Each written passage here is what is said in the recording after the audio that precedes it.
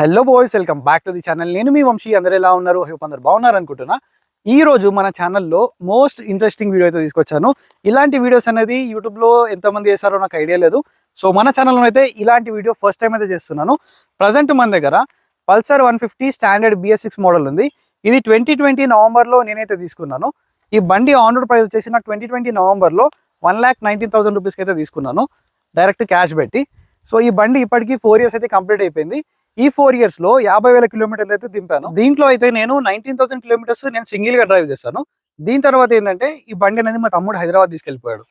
మిగతా 31,000 కిలోమీటర్స్ ఏవైతే ఉన్నాయో టోటల్ గా మా బ్రదర్ అయితే నడిపాడు. నేను నా ఎక్స్పీరియన్స్ తో పాటు మా బ్రదర్ కూడా ప్రజెంట్ కెమెరా అయితే పట్టుకున్నాడు. వాడు మళ్ళీ ఇక్కడికి వచ్చేస్తాడు. వాడి ఎక్స్పీరియన్స్ ఏంటో వాన్ మాటల్లోనే మనం విందాం. ఈ బైక్ యొక్క ఓవరాల్ మెయింటెనెన్స్ ఎంత అయింది 4 ఇయర్స్. సో అలాగే ఇప్పటివరకు ఈ బైక్ లో మనకు ఏమేమి పార్ట్స్ చేంజ్ చేశారు అన్ని కూడా చెప్తాను. కొన్ని మోడిఫికేషన్స్ కూడా ఉన్నాయి. అవి ఎందుకు చేయించాడు ఏంటో మా బ్రదర్ మాటల్లోనే విందాం.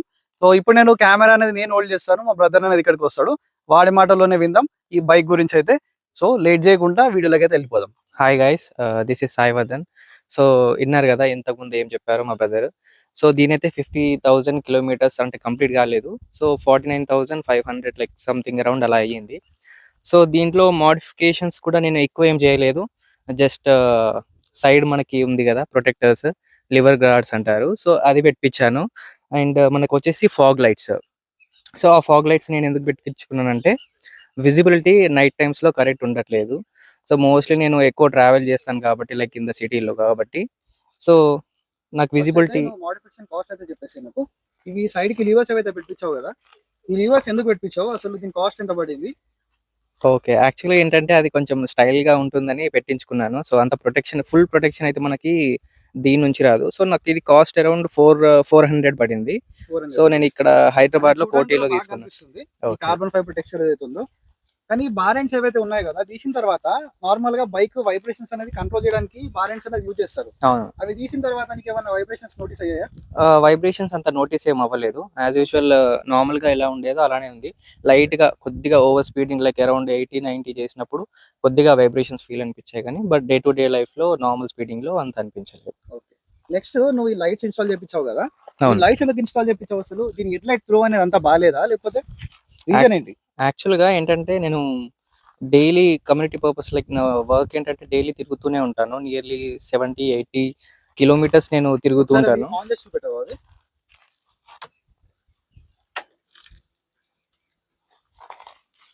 సో దీనికోసం ఒక సపరేట్ బటన్ కూడా ఉంది కదా, ఇక్కడ సపరేట్ ఒక బటన్ కూడా ఉంది దీనికోసం అయితే. సో బైక్ స్టార్ట్ చేయాలి ఫస్ట్ మనం. సో బైక్ అయితే స్టార్ట్ అయిపోయింది. ప్రజెంట్ ఇవి మనకు ఎల్ఈడిలో ఉన్నాయి అండ్ ఇవి మనం చేంజ్ కూడా చేయొచ్చు కావచ్చు, చూపిస్తాం. సో ఇది మనకు ఎల్లోలో వస్తుంది, అలాగే ఎల్ఈడిలో వస్తుంది. టోటల్ ఐకాన్స్ మనం ఆన్ అండ్ ఆఫ్ అయితే చేసుకోవచ్చు. సో ఇలాంటి బటన్ అయితే అక్కడ ఇన్స్టాల్ చేయించాలి. సో ఆఫ్ అయితే చేసుకుందాం. సో దీని కాస్ట్ ఎంత పడింది? సో దీని కాస్ట్ అరౌండ్ నాకు ఎల్ఈడి లైట్స్ వచ్చేసరికి నాకు 1000 అలా పడింది. సో కొద్దిగా బార్గెన్ చేశాను. సో మిగతా మళ్ళీ దీనికి స్విచ్ అయితే రాదు మనకి. ఇది కంపెనీ వచ్చేసరికి HJG నుంచి తీసుకున్నాను. అండ్ దాంట్లో స్విచ్ మనకు రాదు. స్విచ్ కి సపరేట్ గా 150 అలా అయ్యింది. అండ్ మిగతా ఇక్కడ టూల్స్ వాళ్ళు అటాచ్ చేయడానికి సంథింగ్ అరౌండ్ వాళ్ళు ఒక 100 అలా తీసుకున్నారు. సో టోటల్ ఒక అరౌండ్ 1500 అయితే అయ్యింది. వాళ్ళు ఫిట్టింగ్ చార్జెస్ లైక్ 250 అలా తీసుకున్నారు, 200 అలా తీసుకున్నారు. ఇప్పుడు నైట్ విజిబిలిటీ ఎలా ఉంది మరి? సో నైట్ విజిబిలిటీ వచ్చేసరికి చాలా బాగుంది. సో దీంట్లో 2 లైట్స్ ఉన్నాయి కాబట్టి వైట్ అండ్ ఎల్లో ఉంది. సో ఎల్లో మనం ఎక్కువ ఫాగ్ ఉన్నప్పుడు మరి మంచిగా యూస్ చేసుకోవచ్చు. అండ్ ఇది స్టాక్ హెడ్ లైట్ ఏదైతే ఉందో మనకు హాలోజన్ వస్తుంది, దీని విజిబిలిటీ ఎలా ఉంది నైట్ టైం లో? యాక్చువల్ గా దీని విజిబిలిటీ ఓకే, బట్ మరీ అంత లైక్ ఎవరైతే ఎక్కువ ట్రావెల్ చేస్తారో హైవేస్ పైన, సో ఆ విజిబిలిటీ అనేది చాలా తక్కువ ఉంది. సిటీ పరంగా అయితే ఓకే, సిటీ పరంగా అయితే ఓకే, ఎందుకంటే సిటీలో ఆల్రెడీ లైట్స్ ఎక్కువ ఉంటాయి కాబట్టి నో నీడ్. నాకు తెలిసి నువ్వు హెడ్ లైట్ అనేది ఒక 2-3 సార్లు చేంజ్ చేసావు అనుకుంటా, బల్బ్ అనేది. అవును. ఎన్నిసార్లు చేంజ్ చేసినావు అసలు? సో నాకు తెలిసి అరౌండ్ 3 to 4 months తర్వాత యాక్చువల్ గా ఏదైతే జనరల్ గా రన్నింగ్ లైట్ ఉంటుంది కదా, సో అది 3 to 4 months లో అది ఏంటంటే షార్ట్ అయిపోతుంది. సో దాని తర్వాత ఓన్లీ హై బీమ్ అనేది వస్తుంది. హై బీమ్ వస్తుంది, లో బీమ్ ప్రజెంట్ ఇప్పుడు అది పని చేయట్లేదు.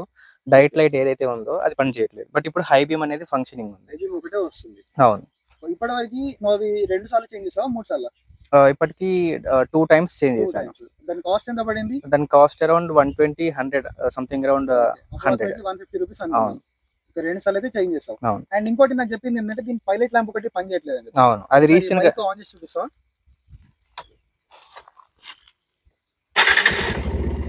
సో పైలట్ ల్యాంప్ కూడా ఇక్కడ వస్తుంది మనకు. రైట్ సైడ్ అయితే పైలట్ ల్యాంప్ అనేది పోయింది. సో అది ఏపీయాలి ఇప్పుడు. బైక్ అయితే ఆఫ్ చేసుకుందాం. సో మిగతాది ఇంకొకటి, నేను ఇక్కడ మొబైల్ హోల్డర్ కూడా చూస్తున్నాను. అసలు దీని కాస్ట్ ఎంత పడింది? ఇదే కంపెనీ దీని కాస్ట్ కంపెనీ అని ఏం లేదు. దీని కాస్ట్ వచ్చేసరికి 200 పడింది. 200 బయట నుంచి చెప్పించారు. సో బయట నుంచి చేయించుకున్నాను. ఓకే. సో యాక్చువల్ గా ఎవరైతే ఎక్కువ యూజ్ చేస్తారో, ఎవరికైతే మ్యాప్స్ ఎక్కువ యూజ్ చేస్తారో వాళ్ళకి చాలా హెల్ప్ఫుల్ ఉంటుంది. సో ఇప్పుడు మెయిన్ టాపిక్ ఏంటంటే, ఇప్పుడు 50,000 కిలోమీటర్స్ 4 ఇయర్స్ అయితే కంప్లీట్ అయిపోయింది. అవును. అయితే ఈ 50,000 కిలోమీటర్స్ లో ఇప్పటి వరకు నువ్వు బైక్స్ లో ఏమేం పార్ట్స్ చేంజ్ చేసావు? లైక్ టైర్స్ కానీ మిగతా ఏమైనా సెన్సర్స్, ఎందుకంటే ఇది బేసిక్స్ మోటార్ సైకిల్ కాబట్టి అవును. చాలా సెన్సర్స్ ఉంటాయి. అవును. ఇప్పటి వరకు ఏమైనా సెన్సార్ ప్రాబ్లం వచ్చిందా? ఏం సెన్సర్స్ మార్చావు? దాని గురించి చెప్పవా? సో చేంజెస్ అంటే నేను ఎక్కువ ఏం చేయలేదు. సో ఈ 5 ఇయర్స్ లో లైక్ 50,000 కిలోమీటర్స్ లో నేను రియర్ టైర్ చేంజ్ చేశాను రీసెంట్ గా. టైర్ ఒక 1 మంత్ అవుతుంది, 2 మంత్స్ అవుతుంది. ఫస్ట్ టైర్ కదా చేంజ్ అవును, చేసింది? First tyre. అంటే ఆఫ్టర్ బైక్ చేంజ్ చేయలేదు. ఫ్రంట్ ఇంకా చేంజ్ చేయలేదు. Front ది కొంచెం సో life ఉంది. లైఫ్ ఉంది కాబట్టి వన్ మోర్ మంత్ యూస్ చేసిన తర్వాత అది కూడా చేంజ్ చేస్తాను front tyre. Rear tyre cost ఎంత పడింది? రియర్ వచ్చేసరికి 2000 పడింది. విత్ ఫిట్టింగ్ 2200 అలా పడింది. 2200 ఎంఆర్ఎఫ్ టైర్ అవును, కదా? MRF tyre. సో కంపెనీ నుంచి కూడా ఎంఆర్ఎఫ్ వచ్చింది అనుకుంటా. అవును, సేమ్ టైర్స్ వచ్చింది. సో మళ్ళీ నాకు ఆ గ్రిప్ అనేది నచ్చింది కాబట్టి సో అదే సేమ్ టైర్స్ యూజ్ చేశాను. మనకి సిఎట్ కూడా ఆప్షన్ ఉండేది. సిఎట్ కూడా ఆప్షన్ ఉంది. ఓకే, బట్ సిఎట్ కరానికి ఎంఆర్ఎఫ్ నచ్చింది. నాకు ఎంఆర్ఎఫ్ నచ్చింది కాబట్టి అదే కంటిన్యూ చేసుకున్నాను. 2200 కాస్ట్ అయితే అయింది. అవును. సో నెక్స్ట్ నాకు ఒకటి చెప్పావు ఏంటంటే, బైక్ లో ఏదో సెన్సార్ పోయింది అన్నావు. అవును, యాక్చువల్ గా అది కాస్ట్ ఎంత అయింది? ఇక్కడ చూసుకుంటే మనకి 3-in-1 సెన్సర్ అనే ఉంటుంది. ఇక్కడ చూసుకుంటే మనకి 3-in-1 సెన్సర్ అనేది ఉంది. ఓకే. సో యాక్చువల్ గా అదేంటంటే దాని వల్ల మిడిల్ లో నాకు కొద్దిగా ప్రాబ్లం వచ్చింది. సో ఫుల్ ట్యాంక్ ఫ్యూల్ ఉన్నా గానీ నాకు బైక్ జర్కింగ్ అనేది లైక్ ప్రాబ్లం అయింది. మిస్సింగ్ ప్రాబ్లం అది. స్టార్టింగ్ లో నాకు కూడా వచ్చింది అది బైక్ సో మళ్ళీ ఇంజన్ మాల్ ఫంక్షన్ లైట్ కూడా ఎక్కువసేపు చూపిస్తే దాన్ని ఒకసారి చూపిస్తే వాళ్ళు ఏమన్నారంటే 3-in-1 సెన్సర్ అది చేంజ్ చేసుకోవాలని చెప్పారు. సో అప్డేటెడ్ గా ఏదైతే BS6 మోడల్ ఉందో దాని సెన్సర్ దీనికి వేసేసారు. దాని కాస్ట్ ఎంత అయింది? దాని కాస్ట్ అరౌండ్ అంత ఐడియా లేదు నాకు. అరౌండ్ ఒక 1500 అలా. యాక్చువల్ గా 1200 అనుకుంటా, నాకు తెలిసి 1200 అలా పడింది. 3-in-1 సెన్సర్ అని ఉంటుంది. ఏమైనా సెన్సర్ ప్రాబ్లమ్స్ ఏమైనా వేరేవి? సో మిగతా సెన్సర్ ప్రాబ్లమ్స్ అలాంటివి ఏం రాలేదు ప్రెసెంట్ అయితే. నార్మల్ గా ఈ 50,000 కిలోమీటర్స్ లో బ్రేక్ ప్యాడ్స్ అనేది చాలా చేంజ్ అయ్యాయి అనుకుంటా. అవును, చాలా సార్లు. రైడర్ టు రైడర్ డిపెండ్ ఉంటుంది. అవును, ఎవరైతే ఎక్కువ యూస్ చేస్తారో బైక్ ని నాలాగా, లైక్ నేను nearly daily 70 to 80 kilometres drive చేస్తాను. పర్ డే కి 70 to 80 కిలోమీటర్స్ అప్రాక్సిమేట్లీ. సో నాకు మంత్ వచ్చేసరికి ఇమీడియట్ గా సర్వీస్ చేసుకునే టైం వచ్చేస్తుంది నాకు. అంటే ఎవ్రీ మంత్ కి 1 సర్వీస్ అనేది నాది అయిపోతుంది. సర్వీస్ గురించి చెప్పావు కాబట్టి సర్వీస్ ఎక్స్పీరియన్స్ ఎలా ఉంది షోరూమ్ లో? అలాగే ప్రతిసారి నువ్వు సర్వీస్ చేయించినప్పుడు సర్వీస్ కాస్ట్ ఎంత అవుతుంది? ఓకే. సో షోరూమ్ లో వచ్చేసరికి మేబీ కొన్ని షోరూమ్స్ లో వాళ్ళంతా సర్వీస్ బాగా చేయరనుకుంటా, తెలియదు. బట్ నేను ఎక్కడ నియర్ బై చేయిస్తున్నానో, నేను అక్కడ హైదరాబాద్ లో వాళ్ళైతే సర్వీస్ బాగానే చేస్తున్నారు. సో నాకు బయట కాస్ట్ తక్కువ అవుతుందని నేను ఒకసారి బయటకు తీసుకెళ్లి చూశాను. నేనే లైక్ దాన్ని ఏదైతే ప్రోడక్ట్స్ నీడ్ ఉంటుందో, లైక్ ఆయిల్ కానీ, ఎయిర్ ఫిల్టర్ కానీ, బ్రేక్ ప్యాడ్స్ కానీ, విత్ ఆల్ దోస్ థింగ్స్ నేను అది లైక్ ఆయిల్ కానీ, air filter, brake pads with ఇవన్నీ కలిపి ఒక 1000 అయ్యింది. బట్ వాళ్ళ సర్వీస్ ఛార్జ్ చేసింది ప్రైస్ వచ్చేసరికి 1700. సో షోరూమ్ కి బయట కంపేర్ చేసుకుంటే మన ప్రైస్ లో డిఫరెన్స్ ఉందా? సో నాకు తెలిసి షోరూమ్ లో బయట అంత డిఫరెన్స్ ఏమీ లేదు. 100-200 మేబీ చేంజ్ ఉంటుంది. బట్ మోస్ట్లీ షోరూమ్ లో కూడా మీకు అంతే కాస్ట్ పడుతుంది. ఓకే. ఇప్పటికి ఎవ్రీ మంత్ నువ్వు సర్వీస్ చేపిస్తా ఉంటావు కాబట్టి నార్మల్ ఆయిల్ చేంజ్ అనేది కాస్ట్ ఎంత అవుతుంది? బేసిక్ సర్వీస్ అయితే మోస్ట్లీ మీకు అరౌండ్ 1200 పడవచ్చు. Only oil change without no air filter కానీ, బ్రేక్ ప్యాడ్స్ కానీ, బ్రేక్ లైనర్స్ కానీ. సో నార్మల్ జనరల్ సర్వీస్ అయితే మీకు 1200 రూపీస్ లో 12 లేదా 1300 లో అయిపోతుంది. ఏమైనా బ్రేక్ ప్యాడ్స్ ఏమైనా చేంజ్ చేస్తే ఇంకొక 4-5 రూపీస్ పెరగవచ్చు. అవును. ఓకే, అది డిపెండింగ్. ఓకే, ఇప్పుడు ఇది మనకు 150cc ఇంజన్ తో వస్తుంది. ఫ్యూల్ ఇంజెక్టర్ ఇంజన్ ఇది. ఇందులో కార్బొరేటర్ లాంటిది అయితే ఏం లేదు. సో 50,000 కిలోమీటర్లు నడిపినావు కాబట్టి మైలేజ్ ఎంత వస్తుంది అప్రాక్సిమేట్లీ నీకు? నాకు సిటీలో 40 కిలోమీటర్స్ అయితే వస్తుంది. నేను చాలా సార్లు చూసాను. 40కి తక్కువ రావట్లేదు, అటు ఎక్కువ కూడా రావట్లేదు. ఎందుకంటే హైవే పైన నడిపితే అరౌండ్ 58 వరకు వస్తుంది. బట్ మీరు ఒక రెగ్యులర్ స్పీడ్ మెయింటైన్ చేస్తే 70 to లైక్ 80 70 maintain టు చేస్తే? 80 మెయింటైన్ చేస్తే Okay. మీకు 58 కిలోమీటర్స్ అలా వస్తుంది. అది కూడా నువ్వు నడిపేది మళ్ళీ బంపర్ టు బంపర్ ట్రాఫిక్, అది కూడా అవును. హైదరాబాద్ కొండాపూర్ అవును. అలాంటి ఏరియాస్ లో. అవును. నేను సిటీలో ఏంటంటే బాగా ఎక్కడైతే చాలా ట్రాఫిక్ ఉంటుందో అలాంటి ఏరియాలో నడిపిన తర్వాతనే నాకు 40 కిలోమీటర్స్ అలా మైలేజ్ ఇస్తుంది. హెవీ ట్రాఫిక్ ఉన్న 40 నుంచి 45 40 ఎక్స్పెక్ట్ చేయొచ్చు. అవును. అదే హైవే పైన మీరు 70-80 మెయింటైన్ చేస్తా ఉంటే అవును. 55 50 నుంచి 60 మధ్యలో అయితే వస్తుంది. అవును. 58 టు 60 మైలేజ్ ఎలా అనిపించింది? మైలేజ్ అయితే బానే ఉంది. నాకైతే లైక్ రెగ్యులర్ సర్వీస్ చేయిస్తాను కాబట్టి మైలేజ్ అయితే నాకు లైక్ ఇది చాలా కూడా matter తక్కువ. చేస్తది. టైం టు టైం మెయింటైన్ చేస్తే మైలేజ్ కూడా బాగానే మైలేజ్ కూడా వస్తుంది. బానే వస్తుంది. అంటే మీరు ఇంజన్ ఆయిల్ అవన్నీ చేంజ్ చేయకుండా బండి నడపా అవును. అంటే మైలేజ్ కూడా తగ్గిపోతుంది. అవును. అది ఓవరాల్ గా మెయింటెనెన్స్ పైన డిపెండ్ అయి ఉంటది. ఇది ఏంటంటే మనకు 150 cc ఇంజన్ తో వస్తుంది కదా, దీని పవర్ గానీ టార్క్ గానీ ఎలా ఉంది? పవర్ వచ్చేసరికి లైక్ 150లో మరి అంత మనం ఎక్స్పెక్ట్ చేయకూడదు. బట్ ఇనిషియల్ లో లైక్ బజాజ్ లో అయితే యమహా నుంచి యమహా FZ వస్తుంది దీనికి డైరెక్ట్ కాంపిటీషన్. ఓకే. FZ తో కంపేర్ చేసుకుంటే నాకు ఇదే బండి పవర్ అనేది కొద్దిగా బెటర్ అనిపించింది. మీరేమంటారు దాని గురించి? సో మనకేంటంటే ఇనిషియల్ లో మరి అంత పవర్ అనిపించదు. బట్ కొద్దిగా థర్డ్ గేర్ తర్వాత మనం చూసుకుంటే దానికి బాగా పవర్ అయితే చాలా బాగా వస్తాయి ఆఫ్టర్ 3. 4000, 5000 అవును. ఆర్పిఎం 4000 ఆర్పిఎం దగ్గర అలా మీకు వస్తుంది. బట్ ఇనిషియల్ పికప్ కావాలంటే మాత్రం సిటీలో లైక్ ఏదైనా బైక్స్ ని ఓవర్టేక్ చేయాలి, కార్స్ ని ఓవర్టేక్ చేయాలి, డౌన్ చేయాలి. 2 లేదా 3 థర్డ్ గేర్ లో మీరు పికప్ చేయడానికి లైక్ ఓవర్టేక్ చేయడానికి ట్రై చేయొచ్చు. బట్ ఇనిషియల్ పికప్ అయితే మీకు దొరకది. సమ్ లాగ్ అనేది మీరు ఫీల్ అవుతారు. లైక్ ఫాస్ట్ గా ఓవర్టేక్ చేయాలి, లైక్ దీన్ని ఓవర్టేక్ చేసుకుని వెళ్ళిపోవాలి అనుకుంటే మాత్రం అంత ఫాస్ట్ పికప్ అనేది రాదు. కొద్దిగా మీకు లాగ్ అనేది ఉంటది. ఈ 50,000 కిలోమీటర్లలో ఇప్పటి వరకు ఇంజన్ లో ఏమన్నా ఇష్యూ వచ్చిందా? ఇంజన్ లో అయితే ఇప్పటి వరకు ఏం ఇష్యూ అయితే రాలేదు. క్లచ్ ప్లేట్స్ లాంటివి పోవడం? క్లచ్ ప్లేట్స్ ఏం పోలేదు, కానీ క్లచ్ వైర్ ఒకసారి చేంజ్ చేశాను. అది కూడా రీసెంట్ గా ఒక 1 మంత్ అవుతుంది. స్టార్టింగ్ లో ఈ బండి నేను కొన్నప్పుడు 19,000 కిలోమీటర్స్ నడిపినా కదా, అవును. క్లచ్ అనేది నాకు కొద్దిగా హార్డ్ గా అనిపించేది. అవును. గేర్ బాక్స్ కూడా ప్రతిసారి గేర్ వేసినప్పుడు ఒకటి టక్ టక్ అనే సౌండ్ వచ్చేది. అవును.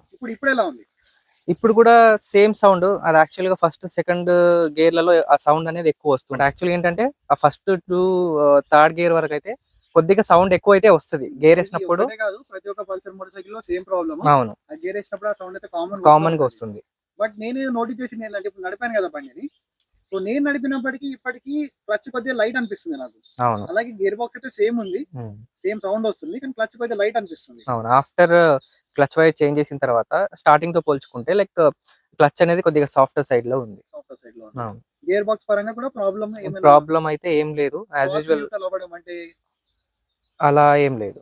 ప్రెసెంట్ అయితే అలాంటి ప్రాబ్లం ఏం నోటీస్ చేయలేదు. ఓకే. దీంట్లో మనకి ఏంటంటే కిక్ స్టార్ట్ కూడా వస్తుంది కదా, కిక్ స్టార్ట్ ఎప్పుడైనా యూజ్ అయిందా? కిక్ స్టార్ట్ అయితే నాకు ఎప్పుడు యూస్ అవ్వలేదు. ఓకే. మోస్ట్లీ ఒకసారి బ్యాటరీ డౌన్ అయిపోయింది. ఈ 5 years లో ఒకసారి నేను బ్యాటరీ చేంజ్ చేశాను, అదొకటి మర్చిపోయాను. సో బ్యాటరీ చేంజ్ చేశాను. బ్యాటరీ కాస్ట్ ఎంత అయింది? బ్యాటరీ కాస్ట్ వచ్చేసరికి అరౌండ్ 1500 పడింది. విత్ ఓల్డర్ బ్యాటరీ వాళ్ళు ఎక్స్చేంజ్ చేసుకొని 200 అలా తీసేసుకొని నాకు అరౌండ్ 1500 అలా ఇప్పుడు ఏ బ్యాటరీ ఇన్స్టాల్ చేయించాలి దీనిలో?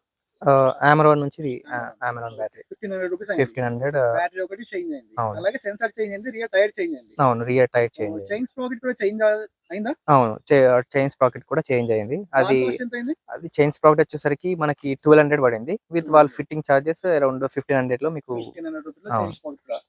ఎన్ని వేల కిలోమీటర్కి చేంజ్ చేసావు చైన్ స్ప్రాకెట్? అది అరౌండ్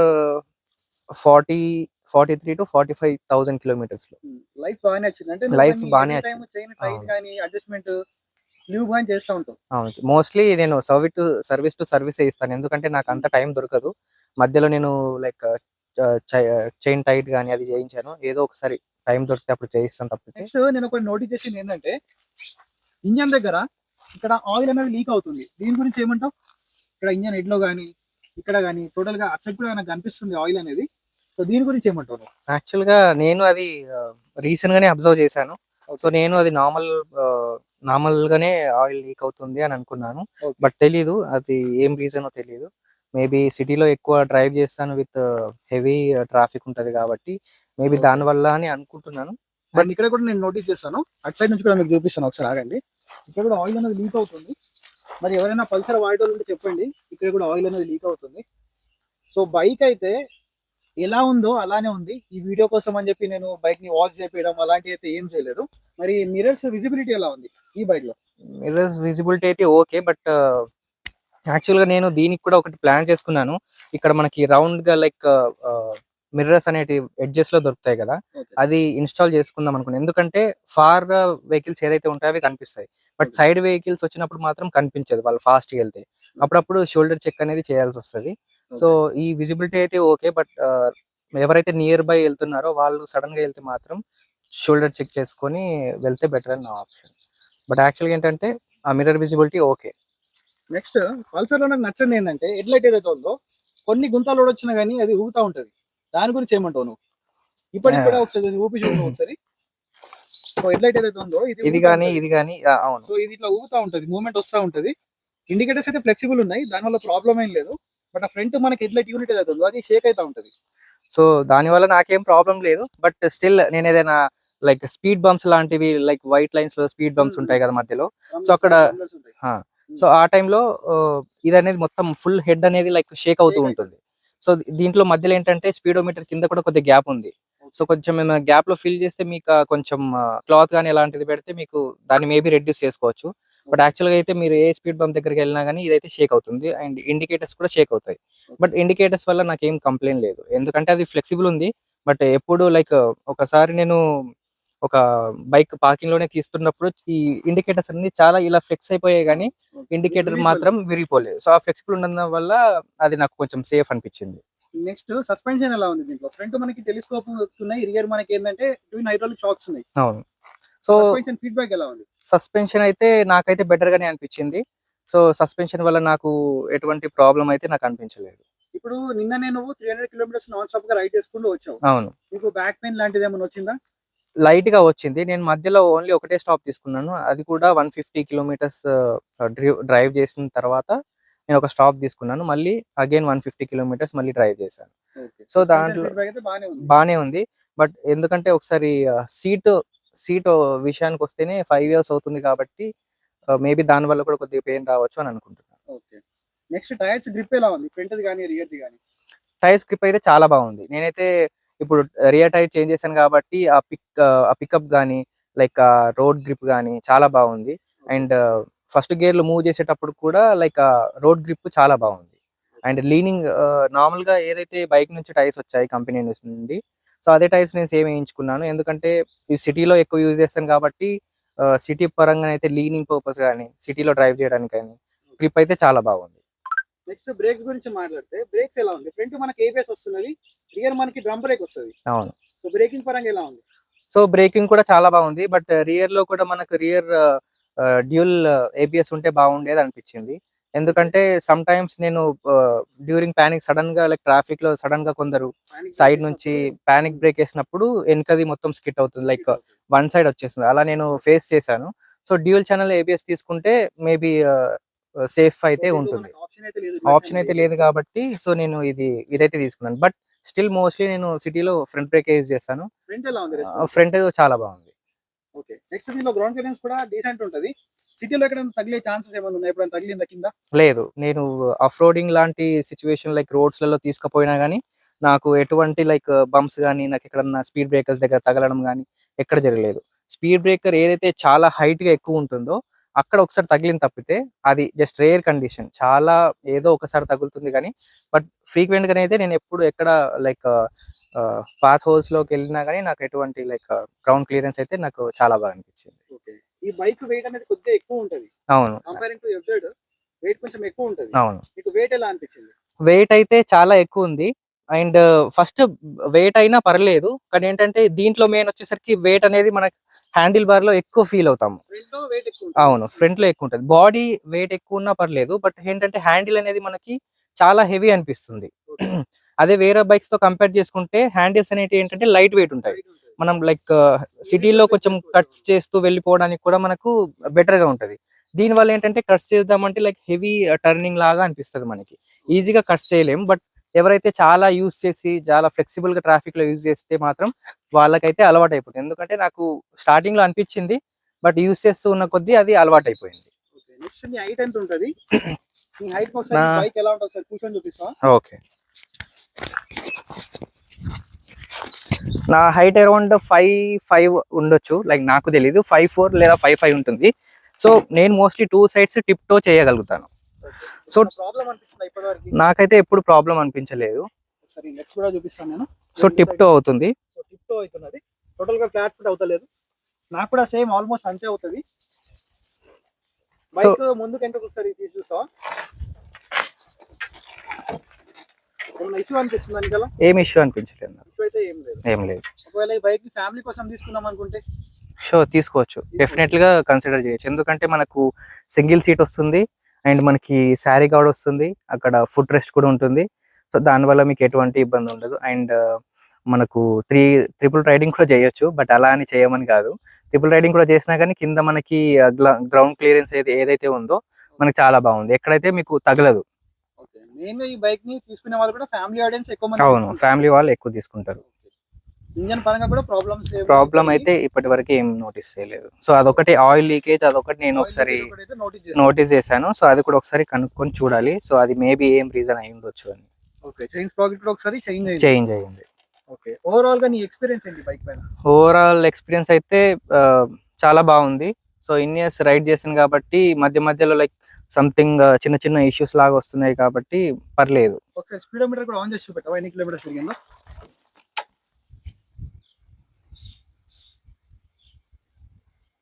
సో మీరు ఇక్కడ చూసుకున్నా కానీ 49,175 కిలోమీటర్స్ అయితే అయింది. బైక్ అయితే కొద్దిగా మొత్తం డర్టీగా ఉంది, ఇగ్నోర్ చేయండి దాన్ని. ఇక్కడ చూసుకుంటే 49,175. రీసెంట్గానే మావాడు హైదరాబాద్ నుంచి వచ్చిండు, అరౌండ్ 368 కిలోమీటర్స్ అయితే తిరిగింది ట్రిప్ 1 ఇది.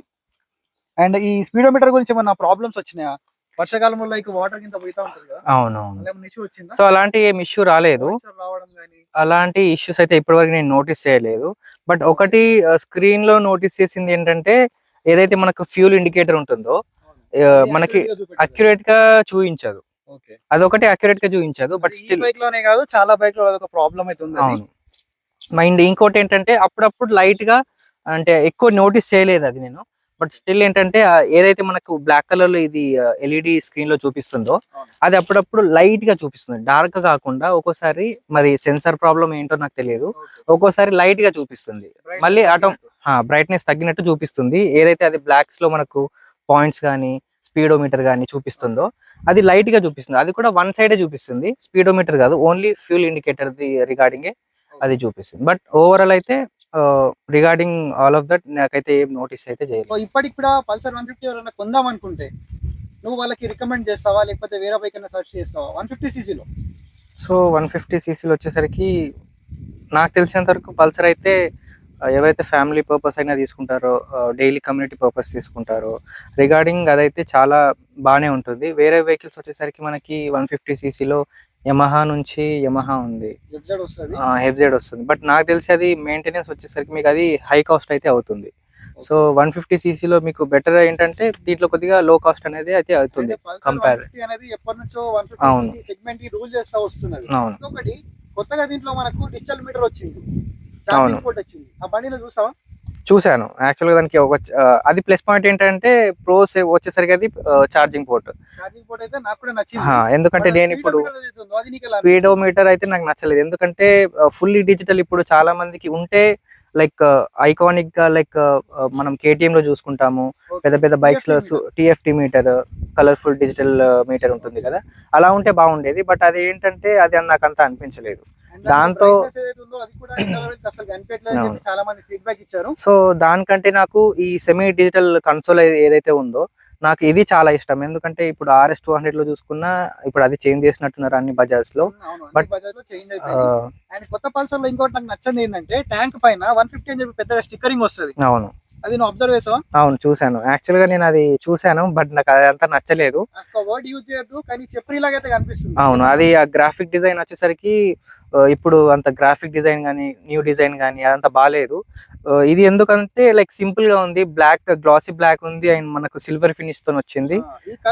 బట్ ఫేవరెట్ కలర్ ఇది. యాక్చువల్ గా మరీ అంత బాగాలేదు అని కూడా ఉండదు, చాలా మందికి ఏంటంటే అట్రాక్టివ్ ఉంటది. దూరం నుంచి నేను ఇప్పుడు వాషింగ్ చేయలేదు, యాక్చువల్ గా నేను వాష్ ఎక్కువ చేయించాను, మెయింటైన్ చేసుకోను. బట్ స్టిల్ మీరు వాష్ చేసిన తర్వాత మీరు దూరం నుంచి చూస్తే చాలా లైక్ గ్లాసీ ఫినిష్ కానీ ఒక రెయిన్ లో పెట్టినప్పుడు చూస్తే చాలా అట్రాక్టివ్ గా అనిపిస్తుంది. బట్ ఇప్పుడున్న బైక్స్ ఎలా అంటే గ్రాఫిక్స్ రెడ్ కలర్ లో కానీ సిల్వర్ కలర్ అది ఉన్న గ్రాఫిక్స్ అయితే నాకు నచ్చలేదు, వాళ్ళ గ్రాఫిక్ డిజైన్ కూడా నచ్చలేదు నాకు. ఓవరాల్ గా ఈ బైక్ తో నువ్వు సాటిస్ఫై ఉన్నావా?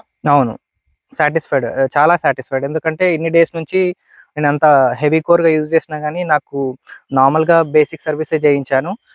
బట్ ఈ 5 ఇయర్స్లో అయితే మోస్ట్లీ అంత చేంజ్ చేయాల్సింది నార్మల్గా ఏదైతే చేంజ్ చేస్తామో అది చేయించాను. లైక్ రియర్ టైర్ కానీ, చైన్ స్ప్రాకెట్ కానీ ఎవ్రీ మంత్ సర్వీసింగ్ చేయించడం. మెయింటెనెన్స్ పరంగా ఎలా ఉంది బైక్? అంటే నీకు హెవీ మెయింటెనెన్స్ అనిపించిందా, ఈజీ టు మెయింటైన్ అనిపించిందా? హెవీ మెయింటెనెన్స్ అయితే అనిపించలేదు. మోస్ట్లీ ఎవరికైతే చాలా మంది చూసుకుంటారు లైక్ 150లో మంచి మైలేజ్ కావాలనుకుంటే వేరే బైక్స్తో కంపేర్ చేసుకుంటే నాకు తెలిసి ఇది కొంచెం బెటర్గా మైలేజ్ ఇస్తుంది. వేరేది ఎలా ఇస్తుందని నాకు తెలియదు. మైలేజ్ పరంగా అయితే లోకల్లో నాకు 40 కిలోమీటర్స్ అయితే ఇస్తుంది. ఓవరాల్ గా చెప్పేది ఏంటంటే 150 cc లో ఆల్ రౌండర్ మోటార్ సైకిల్. అవును. Okay, thank you for sharing your feedback. Thank you so much.